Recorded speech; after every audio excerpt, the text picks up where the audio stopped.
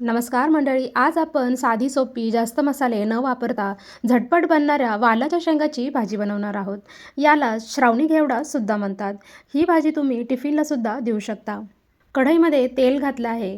तेल चांगलं तापलं की मग त्यामध्ये आपण मोहरी घालणार आहोत. मोहरी छान तडतडली की नंतर जिरे घालायचे आहे. दोन्हीचीही छान अशी खमंग फोडणी करायची आहे की ज्यामुळे भाजी खाताना अजिबात कचकच लागत नाही. इथे मी एक मध्यम आकाराचा कांदा बारीक चिरून घेतलेला आहे. तो सुद्धा आपल्याला या तेलामध्ये छान असा परतून घ्यायचा आहे. कांदा गुलाबी रंगावर परतून घ्यायचा आहे. 1 मिनिटानंतर इथे मी आता टमॅटो घेतलेला आहे. अर्ध्यापेक्षा कमी टमॅटो घेतलेला आहे.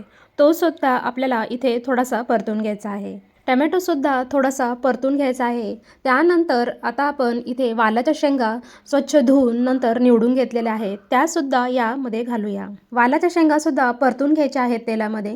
यामध्ये घालूया चवीनुसार मीठ. मीठ घालून व्यवस्थित हलवून घ्यायचं आहे. वालाच्या शेंगा करताना यामध्ये आपण अजिबात पाणी घालणार नाही आहे. या वालाच्या शेंगा आपण वाफेवरच शिजवणार आहोत.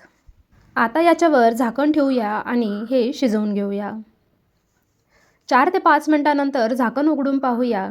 इथे आपल्या वालाच्या शेंगा छान अशा शिजलेल्या आहेत. मधून याला हलवत राहायचं आहे, नाहीतर वालाच्या शेंगा खालून जळू शकतात. वालाच्या शेंगा आता शिजत आलेल्या आहेत. आता यामध्ये आपण 1.5 चमचा एवढी मिरची पावडर घातली आहे. हळद घालायची आहे आणि इथे मी घरगुती कांदा लसूण मसाला केलेला आहे. तो सुद्धा यामध्ये घालायचा आहे आणि छान एकदा व्यवस्थित एकत्र करून घ्यायचा आहे. शेंगदाण्याचा इथे मी जाडसर असा कूट केलेला आहे. तो सुद्धा यामध्ये घालूया आणि एकत्र करूया. कोथिंबीर घालूया. आज आपण अतिशय जास्त मसाले न वापरता अगदी साध्या सोप्या पद्धतीने वालाच्या शेंगाची भाजी बनवलेली आहे. सगळं छान असं एकत्र करून घ्यायचं आहे आणि पुन्हा 1 ते 1.5 मिनिटासाठी झाकण ठेवून वाफेवरच हे शिजवून द्यायचं आहे. इथे आपली साध्या सोप्या पद्धतीने जास्त मसाले न वापरता झटपट बनणारी वालाच्या शेंगाची भाजी तयार झालेली आहे. ही भाजी तुम्ही भाकरी, चपाती कशासोबतही खाऊ शकता.